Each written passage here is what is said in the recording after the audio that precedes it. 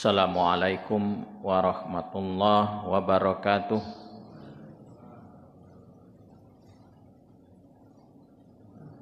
Alhamdulillahi rabbil alamin. Wabihi nasta'in ala umurid dunya waddin. Asyhadu an la ilaha illallah wahdahu la syarikalah. Asyhadu anna Muhammadan abduhu wa rasuluhu la nabiyya ba'da. Allahumma salli wa sallim wa barik ala Muhammad wa ala alihi wa sahbihi ajma'in.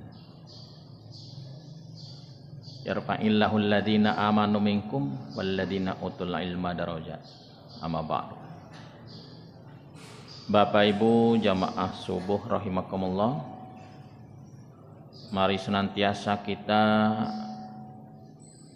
bersyukur kepada Allah. Alhamdulillah, dengan syukur yang tiada terhingga, dengan syukur sebanyak-banyaknya, sehingga kita mendapatkan predikat dengan syukur yang banyak itu abdan syakuro. Level abdan syakuro ini adalah level atau kedudukan yang sangat tinggi. Orang yang senantiasa bersyukur kepada Allah. Bapak Ibu jamaah subuh rahimakumullah, di hari Jumat ini kita disunahkan untuk memperbanyak membaca sholawat Bapak Ibu. Sambil Bapak Ibu duduk ngopi subuh, banyak-banyak bersolawat. Boleh juga dengan kalimat-kalimat lain atau berzikir dengan kalimat lain selain sholat, boleh juga. Tapi kalau untuk hari Jumat ini dikhususkan agar memperbanyak sholawat. Sholawat ini banyak Bapak Ibu. Bacaan sholawat itu cukup banyak, tapi kita ambil yang muktabar saja. Allahumma sholli ala Muhammad wa ala ali Muhammad. Itu yang paling pendek, Pak. Dibaca berulang-ulang itu. Bapak Ibu jamaah subuh rahimakumullah, baik Bapak Ibu, pagi ini kita akan mengangkat kembali tema tentang ilmu. Pentingnya menuntut ilmu. Karena menuntut ilmu ini di dalam Islam ini hukumnya wajib. Jadi kalau dihukumkan wajib itu sesuatu yang dilakukan mendapatkan ganjaran. Kalau ditinggalkan dia akan mendapatkan siksa atau mudarat atau dosa. Baik Bapak Ibu yang saya hormati,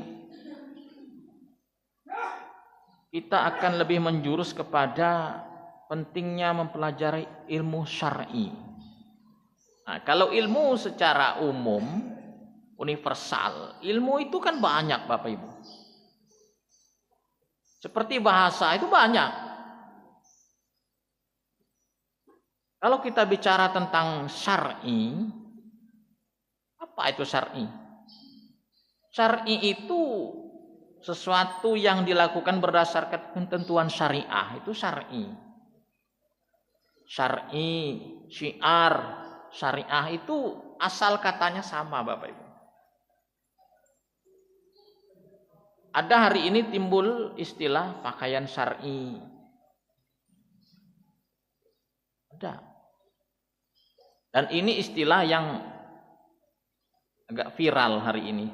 Istilah syar'i ini sebenarnya ini istilah syar'i ini sudah dari dulu Bapak Ibu. Jadi kita akan mengangkat pentingnya mempelajari ilmu syar'i. Kalau itu tentang ilmu syar'i ini, ilmu apa sebenarnya ini? Ilmu yang digunakan untuk memahami syariat Islam, itu ilmu syar'i. Jadi seluruh ilmu yang untuk memahami syariat Islam itu ilmu syar'i. Kalau kita belajar tentang ilmu syar'i atau ingin mengetahui ilmu syar'i itu apa, ini cukup banyak Bapak Ibu. Ilmu-ilmu syar'i ini banyak. Tidak semua ilmu itu bisa dikatakan ilmu syar'i, enggak, Pak. Memang di dalam ilmu ini kita jangan sampai mendikotomi ilmu. Ini ilmu dunia, ini ilmu akhirat, tidak. Tapi ini lebih penjurusan kepada ilmu-ilmu syariah. Agar kita lebih fokus Bapak Ibu untuk mempelajari ilmu.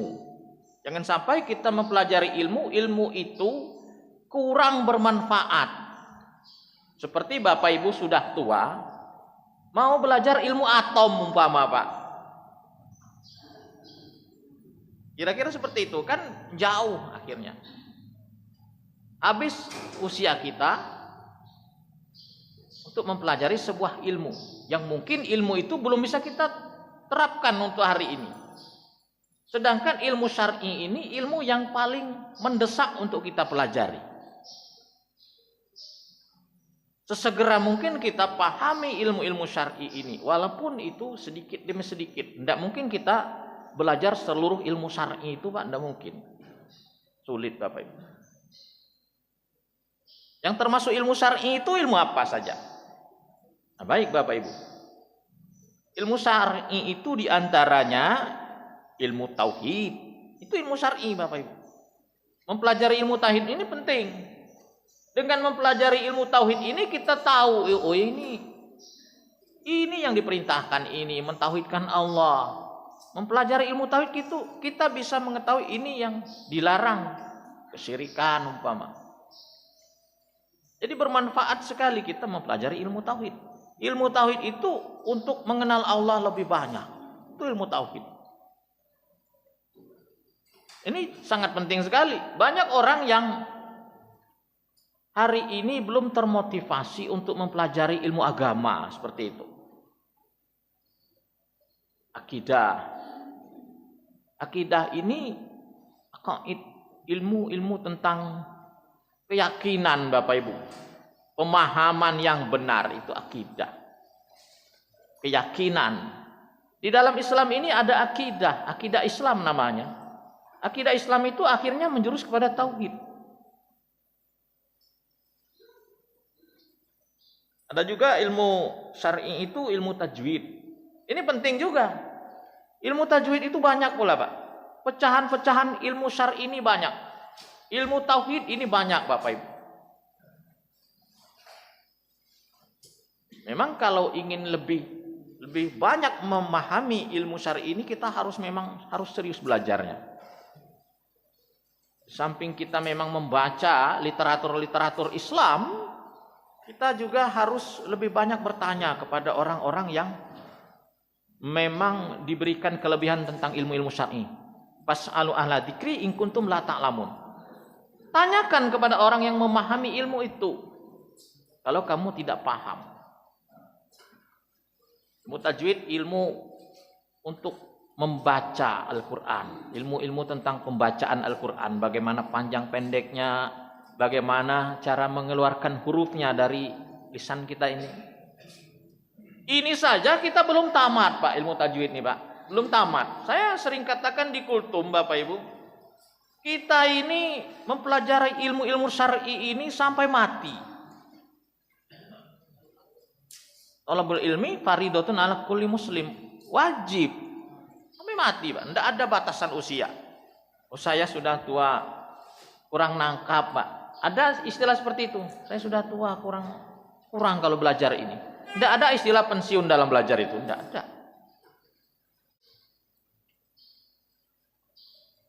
Kita ambil saja contoh bacaan. Satu bacaan pendek yang kita ulang-ulang, Pak. Setiap kita sholat kita baca bacaan itu. Surah Al-Fatihah. Ini kan bacaannya pendek. Alhamdulillahirabbil alamin. Sampai waladhdallin. Amin. Itu saja banyak kita, mohon maaf, umat Islam yang belum pas membacanya karena tidak belajar ilmu tauhid, ilmu tajwid. Bagaimana cara membaca? Banyak kesalahan orang di dalam membaca karena tidak mempelajari ilmu tajwid. Makhrajnya salah. Termasuk juga azan, Pak. Azan itu kita harus mempelajari tajwid itu, tidak bisa sembarangan azan. Ada di tempat kami itu Pak, Allahu Akbar, Allahu Akbar. Ya jadi imam, sami Allahu liman hamidah. Ada itu. Itu kan tidak belajar ilmu tajwid itu Pak Asbi.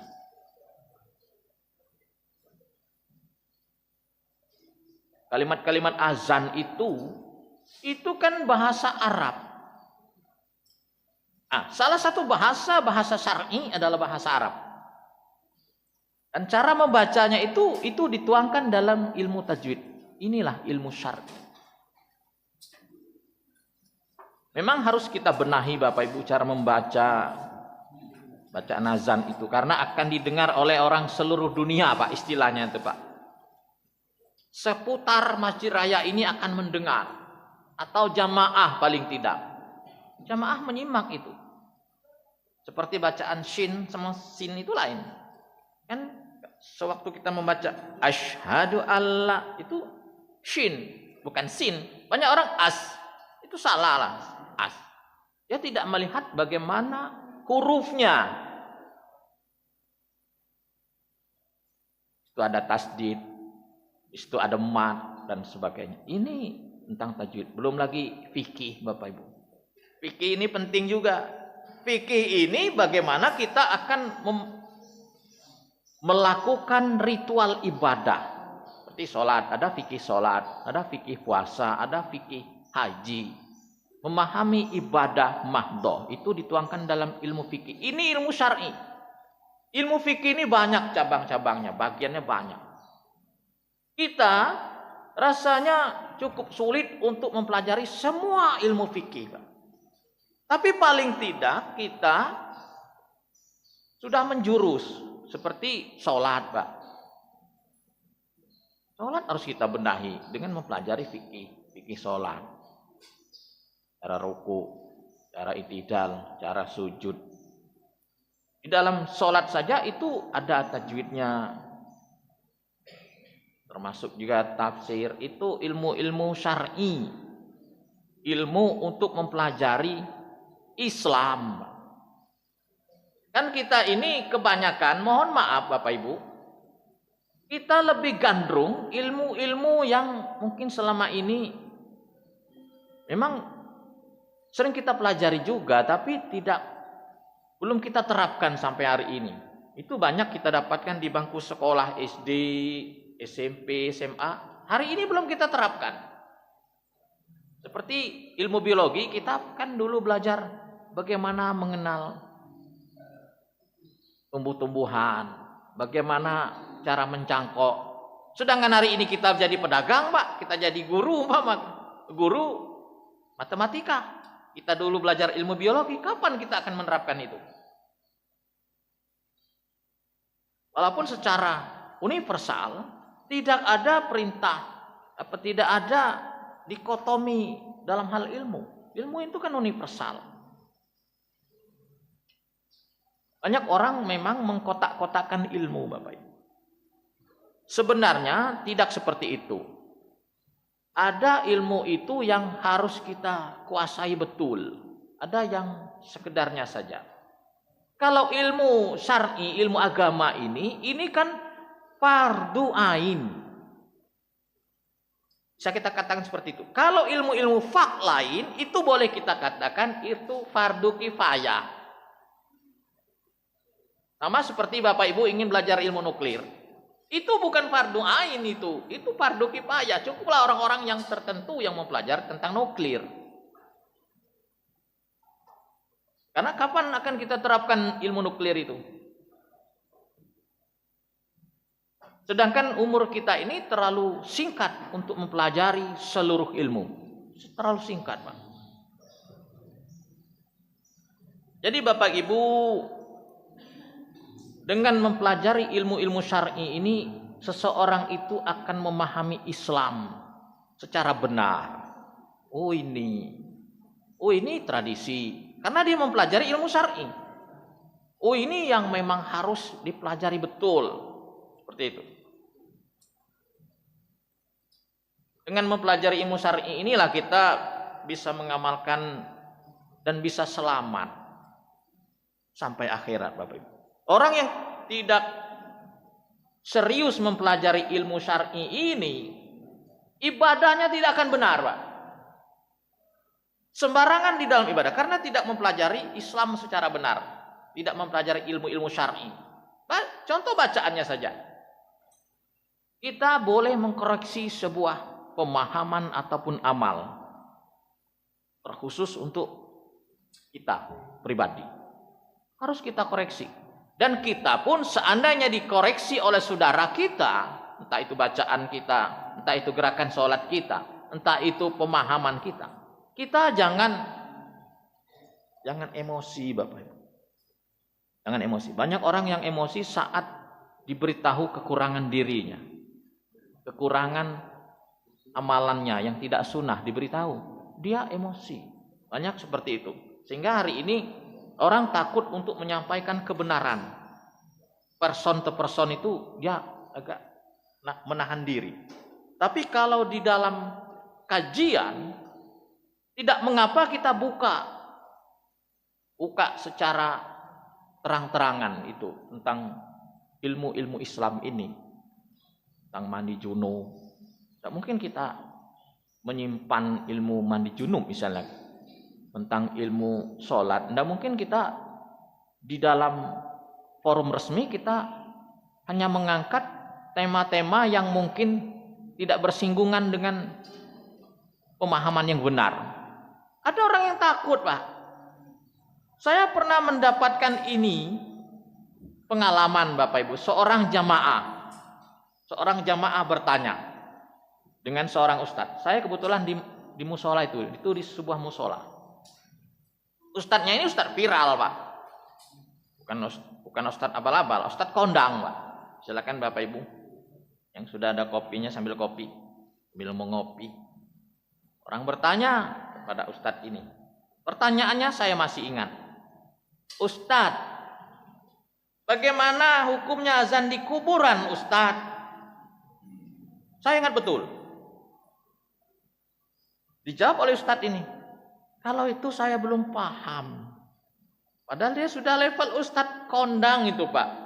Waktu itu belum jadi ustadz, boleh katakan seperti itu, belum jadi ustadz. Belum sering mengangkat materi, tapi saya sudah tahu hukum-hukumnya. Kalau itu saya belum begitu paham tentang azan di kuburan. Saya kaget juga dengan jawaban seperti itu.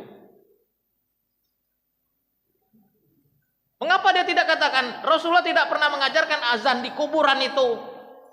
Ini kan seorang figur ustaz. Pembicaraan seorang ustaz ini akan didengar. Kalau dia mengeluarkan statement yang masih abu-abu, ini akan mengaburkan pemahaman umat. Jangan menjawab seperti itu. Rasul tidak mengajarkan azan di kuburan. Azan itu untuk memanggil orang sholat, Bapak Ibu. Sedangkan azan bayi saja itu masih diperdebatkan, Pak Asbi. Azan pada bayi itu. Tentang hadisnya itu. Saking pentingnya ilmu syar'i ini, Pak. Dia ada pengecualian. Seandainya negeri ini sangat darurat, umat Islam harus berjihad semua. Orang yang mempelajari ilmu syar'i ini tidak boleh ikut perang, Pak. Saking pentingnya ilmu syar'i ini. Ini di dalam Al-Quran surat At-Taubah 122. Tidak sepatutnya bagi orang-orang mukmin itu pergi semuanya ke medan perang. Nah, ini kan pengecualian untuk orang yang belajar ilmu syar'i. Padahal jihad itu tidak main-main hukumnya, Pak. Harus itu, wajib itu. Tapi ternyata untuk orang yang mempelajari ilmu syar'i tidak sepatutnya bagi orang-orang mukmin itu pergi semuanya ke medan perang. Mengapa tidak pergi dari tiap golongan itu di antara mereka beberapa orang untuk memperdalam pengetahuan mereka tentang agama dan untuk memberikan peringatan kepada kaumnya apabila mereka telah kembali kepadanya supaya mereka dapat menjaga diri, supaya mereka itu tahu paham, oh inilah Islam. Jadi hari ini kalau kita ingin selamat dunia sampai ke surga Allah, yang harus kita pelajari dan paling mendesak adalah ilmu syar'i. Coba bayangkan kalau salah satu ilmu syar'i itu tidak kita kuasai, sholat Pak.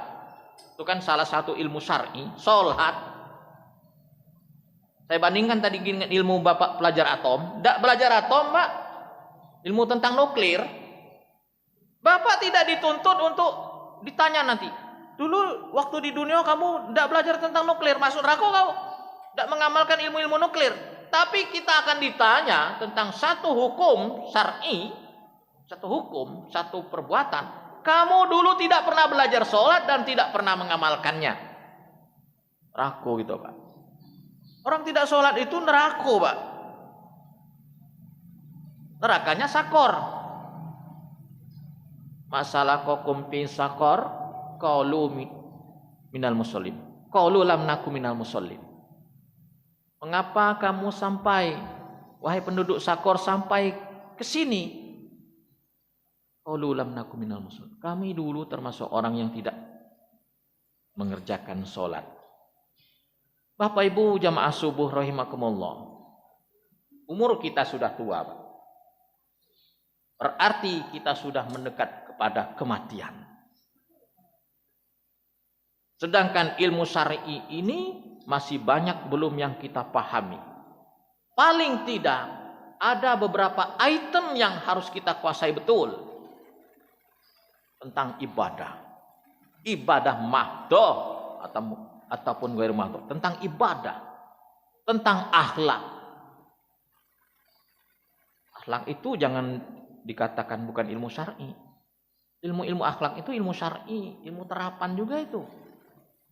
Banyak orang yang beribadah, sholat sepanjang malam, tidak makan sepanjang siang.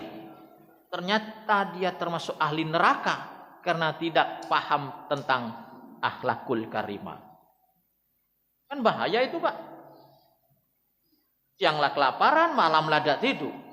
Tapi masih masuk neraka juga karena tidak paham tentang salah satu ilmu syar'i, tentang ilmu akhlak. Jangan dianggap remeh Bapak Ibu ilmu akhlak ini. Akhlakul karimah itu bisa mengejar orang-orang yang taat, Pak. Bisa melebihi level orang yang taat. Bisa mengejar orang yang ibadah sholat malam dan puasa sunnah di siang hari. Bisa dikejar dengan orang yang memiliki akhlakul karimah. Karena timbangan akhlakul karimah di hari kiamat nanti itu termasuk sangat berat.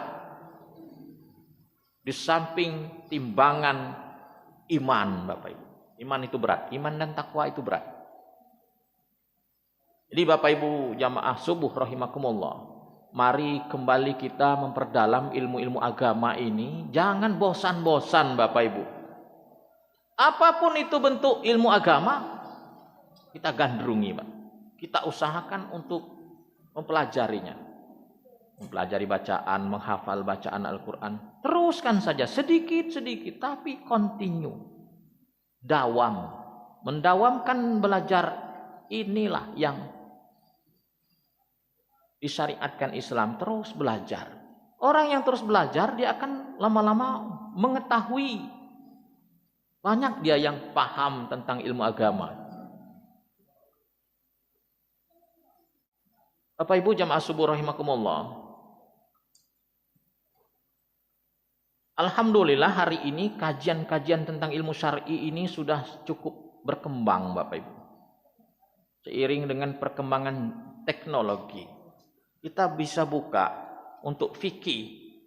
Ustadz-ustadz yang viral itu bisa kita lihat Pak. Kita jangan membatasi diri di dalam ilmu. Jangan kita termakan doktrin, karena ada sebuah doktrin yang melarang orang itu untuk mempelajari ilmu dari orang lain. Ada Pak, dia harus mempelajari dari gurunya, si anu. Akhirnya pemahaman kita hanya sebatas guru kita saja. Kalau bukan guru kita, dilarang. Ini ada doktrin seperti ini. Dengan siapa saja belajar. nanti kita akan melihat di sana ada studi komparatif, studi perbandingan. Karena setiap orang itu ada kelebihan masing-masing. Walaupun satu sisi dia ada bid'ahnya, mungkin tidak banyak. Tapi satu sisi mungkin pemahamannya sangat dalam, Bapak Ibu. Banyak ini, Pak. Satu sisi mungkin kita tidak sepaham dengan seorang guru ini. Tapi satu sisi ilmunya sangat luar biasa. Sangat luar biasa. Ini banyak di YouTube ustadz-ustadz viral. Kalau untuk fikih yang cukup keterangannya cukup luas, termasuk salah satunya Ustadz Adi Hidayat. Walaupun ada sebagian orang, apa itu Adi Hidayat? Oh, itu kan hafiz Quran itu, Pak. Kalau menjelaskan itu nomor ayat Qurannya, hadisnya, tempatnya saja dia tahu, itu sebelah kanan, sebelah kiri, bawah. Ini bisa kita jadikan rujukan untuk memahami fikih, untuk mempercepat pemahaman kita tentang mendalami Islam. Jangan kita a priori tidak menerima sebagian ustadz, menerima sebagian ustadz lain. Tidak, terima. Kita selektif.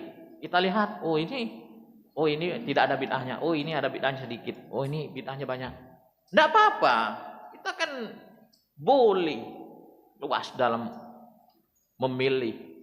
Akhirnya kan kita nanti akan disaring kembali. Kita bertukar pikiran kembali. Bagaimana pemahaman yang seperti ini? Kita angkat di majelis tanya jawab nantinya. Di forum-forum tanya jawab. Kan kita banyak ustadz juga, Pak. Alhamdulillah ustadz kita ini bukan ustadz kemarin baru sumur jagung, tidak. Sudah banyak belajar juga ustadz kita ini. Walaupun bahasa Arabnya itu tidak nyereces, Pak. Nah, bahasa Arab cawong di Arab itu tidak. Tapi untuk pemahaman, insya Allah. Nah, Bapak Ibu jamaah subuh rahimakumullah. Mari kita giatkan kembali, menggalakkan kembali, mempelajari ilmu-ilmu syar'i, ilmu agama ini, agar kita semakin meningkatlah kedudukan kita di hadapan Allah Subhanahu wa Ta'ala. Karena salah satu derajat kita akan diangkat, kita memperbanyak ilmu-ilmu agama. Barang siapa yang Allah ingin angkat derajatnya, Allah akan pahamkan kepada agama. Salah satu yang diperintahkan oleh Allah kepada nabinya dan orang-orang yang mengikuti di belakangnya bukan memperbanyak harta, Pak. Di dalam surah Toha itu dikatakan yang harus dipertambah, dibanyakkan itu Rabbi zidni ilma. Ya Allah, tambahkan aku ilmu, tambahkan aku ilmu. Itu permintaan kita seharusnya ada di dalam salah satu doa kita. Ya Allah, tambahkanlah ilmu aku ya Allah. Rabbi zidni ilma. Dan itu diperintahkan kepada Nabi, Nabi memerintahkan kepada kita. Jangan kita minta rezeki saja, Pak. Boleh, Pak. Tapi cantumkan juga, masukkan salah satu doa kita, Rabbi zidni ilma. Ya Allah, tambahkan aku ilmu ya Allah. Karena ilmu ini sangat banyak, Bapak Ibu. Lautan akan menjadi kering untuk menuliskan ilmu-ilmu Allah itu. Dan orang yang berilmu tidak sama dengan orang yang tidak berilmu. Orang yang berilmu diangkat derajatnya oleh Allah. Orang yang berilmu akan dikasihi oleh Allah. Dan orang yang akan dikasihi oleh Allah akan diberikan pemahaman agama. An yuridillahu bihi khairan yufaqihu fiddin. Siapa yang Allah kehendaki untuk mendapat kebaikan, maka Allah akan memahamkan kepadanya ilmu agama. Bapak Ibu yang saya hormati, sebelum kita tutup, wa man salaka tariqal yaltamisu fihi ilman sahalallahu lahu bihi tariqal ilal jannah. Siapa yang menempuh jalan untuk mendapatkan ilmu syar'i, maka Allah akan memudahkan jalan menuju surga. Jadi seseorang yang mempelajari ilmu syar'i ini, Allah akan mudahkan kepadanya. Allah akan bantu dirinya menuju surga Allah. Jadi seorang yang terus belajar ilmu agama, dia akan mudah ke surganya Allah. Orang yang tidak memiliki ilmu syar'i, ilmu agama, sulit untuk menuju surga Allah. Mudah-mudahan kultum singkat ini bermanfaat. Mari kita senantiasa menggali ilmu, mempelajari ilmu, baik itu ilmu tajwid, ilmu fikih, sehingga kita makom kita kian hari kian bertambah. Jangan kita sungkan-sungkan untuk bertanya, lah benar lu mazan aku nih, umpama Pak. Atau kita apa ya? Coba simak azan aku nih, di mana letak kekurangannya? Coba simak bacaan aku nih ayat ini, di mana letak kekurangannya? Pendek panjangnya. Enggak, mengapa Pak?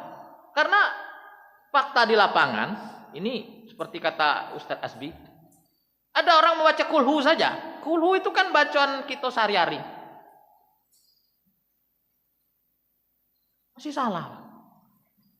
Qul huwallahu ahad, Allahus samad. Berarti dia tidak pernah belajar tajwid itu. Orangnya hampir mati, Pak.